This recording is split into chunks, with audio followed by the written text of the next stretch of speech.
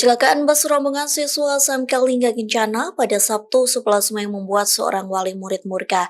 Dikutip dari Tribun News Bogor, wali murid yang bernama Riris langsung mendatangi SMK Lingga Kencana di Kota Depok. Hal itu dilakukan saat ia mendengar nama anaknya menjadi korban dalam kecelakaan tersebut. Dengan emosi yang meluap-luap, ia mengaku kecewa terhadap pihak sekolah. Kekecewaan itu karena SMK Lingga Kencana membuat acara perpisahan di luar kota. Riris pun mengungkit janji manis yang disampaikan Kepala Sekolah SMK Lingga Kencana.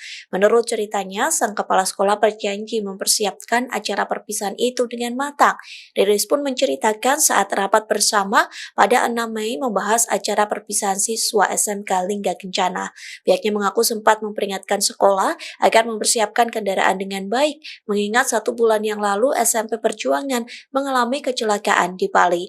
Wali murid itu pun juga menceritakan sang Kepala Sekolah berjanji akan memeriksa kendaraan sebelum digunakan perjalanan jauh. Riris pun terkejut saat pihak sekolah memberikan keputusan akhir agar para siswa SMK Lingga Kencana tetap perpisahan di Bandung. Padahal menurut Riris, rencana awal para murid diwisuda di Kota Depok. Download Tribun X sekarang, menghadirkan lokal menjadi Indonesia.